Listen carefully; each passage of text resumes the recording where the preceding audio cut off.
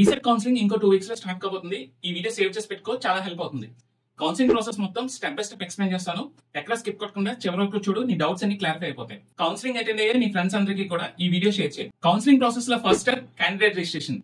ఇక్కడ ఏ మిస్టేక్స్ చేసినా సరే మీకు రావాల్సిన సీట్ మీకు రాకుండా పోతుంది. సో అందుకే చాలా జాగ్రత్తగా డేటా ఫిల్ చేయండి. క్యాండిడేట్ రిజిస్ట్రేషన్ లో మీరు జాగ్రత్త తీసుకోవాల్సిన కొన్ని పాయింట్స్ చెప్తాను, రాసుకోండి. సో ఫస్ట్ పాయింట్ మీ కేటగిరీ. ఈ కేటగిరీలో ఎటువంటి మిస్టేక్స్ మాత్రం చేయొద్దు.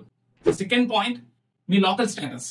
మీ లోకల్ స్టేటస్ లో కూడా మీరు ఎటువంటి మిస్టేక్స్ చేయొద్దు. Third point income certificate. మీకు ఫీ రియంబర్స్మెంట్ కావాలి అనుకుంటే గవర్నమెంట్ స్పెసిఫై చేసిన ఇన్కమ్ స్లాబ్స్ లో మీరు ఉండాలి, అప్పుడే మీకు ఫీ రియంబర్స్మెంట్ వస్తుంది. ఈ 3 పాయింట్స్ లో ఎవరు మిస్టేక్ చేయొద్దు. నీకు ఎంత మంచి ర్యాంక్ వచ్చినా సరే ఇక్కడ మిస్టేక్ చేసినట్టయితే నీకు మంచి కాలేజ్ దొరకకుండా పోతుంది. క్యాండిడేట్ రిజిస్ట్రేషన్ కంప్లీట్ చేసిన ప్రతి స్టూడెంట్ ఫీ పేమెంట్ పేజ్ కి రీడైరెక్ట్ అవుతారు. So next step fee payment. ఎవరైతే క్యాండిడేట్ రిజిస్ట్రేషన్ కంప్లీట్ చేసుకుంటారో మీరు డైరెక్ట్ గా ఫీ పేమెంట్ పేజ్ కి రీడైరెక్ట్ అవుతారో అక్కడ మీరు కౌన్సిలింగ్ ఫీ పే చేయాల్సి ఉంటుంది. కౌన్సిలింగ్ ఫీస్ పే చేసిన తర్వాత మీరు నెక్స్ట్ స్టెప్ కోసం వెయిట్ చేయాలి. Next step verification process. మీరు అప్లోడ్ చేసిన డీటెయిల్స్ ని కంప్లీట్ గా వెరిఫై చేసిన తర్వాత మీకు నెక్స్ట్ స్టెప్ కి ఎలిజిబిలిటీ ఇస్తారు. సో అంతవరకు మీరు వెయిట్ చేయాలి. మీరు అప్లోడ్ చేసిన డీటెయిల్స్ లో ఎటువంటి మిస్టేక్స్ లేకపోయినట్టయితే మీకు నెక్స్ట్ స్టెప్ కి ఎలిజిబిలిటీ వస్తుంది. అది ఎలా చెక్ చేసుకోవాలి అంటే print your application form download చేసుకున్నట్టయితే అక్కడ మీ అప్లికేషన్ స్టేటస్ అనేది తెలుస్తుంది. మీ వెరిఫికేషన్ స్టేటస్ ఓకే వస్తే మీరు వెబ్ ఆప్షన్స్ యాక్సెస్ చేసుకోవడానికి ఎలిజిబిలిటీ వచ్చినట్టు. వెరిఫికేషన్ స్టేటస్ ఓకే రాని స్టూడెంట్స్ కి your application is under verification లేదా రీ అప్లోడ్ ది సర్టిఫికేట్స్ అని మెసేజ్ వస్తుంది. సో మీరు ఏం చేయాలి అంటే వాళ్ళు అడిగిన సర్టిఫికేట్స్ ని రీ అప్లోడ్ చేస్తే మళ్ళీ వాళ్ళు రీవెరిఫై చేసి మీకు నెక్స్ట్ స్టెప్ కి ఎలిజిబిలిటీ ఇస్తారు.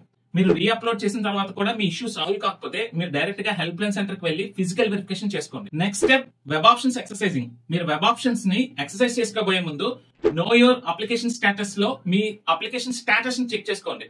సో అక్కడ మీ క్యాస్ట్, ఇన్కమ్ అలాగే మీ ఫీ రియంబర్స్మెంట్ స్టేటస్ ని క్రాస్ చెక్ చేసుకున్న తర్వాత మాత్రమే మీ వెబ్ ఆప్షన్స్ ని ఎంట్రీ చేయాల్సి ఉంటుంది. సో ఇక్కడ ఎటువంటి మిస్టేక్స్ చేసినా it will cost your seat. ఈ స్టెప్ లో మీకు నచ్చినన్ని కాలేజెస్, మీకు నచ్చినన్ని ఆప్షన్స్ ని పెట్టుకోవచ్చు. సో మీకు వచ్చిన ర్యాంక్ బట్టి అండ్ కట్ ఆఫ్ ర్యాంక్స్ బట్టి మీరు ఎన్ని ఆప్షన్స్ పెట్టుకుందాం అనుకుంటున్నారో ముందుగానే ఒక క్లారిటీ తెచ్చుకోండి. సో వెబ్ ఆప్షన్స్ ని యాక్సెస్ చేసుకున్న తర్వాత మీ ఆప్షన్స్ అన్నిటిని సేవ్ చేయండి.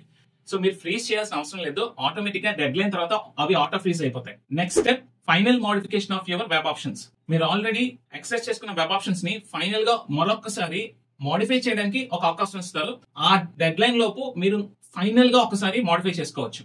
ఇదే ఫైనల్ మోడిఫికేషన్. దీని తర్వాత మీరు ఎటువంటి మోడిఫికేషన్ చేయలేరు. Next step seat allotment.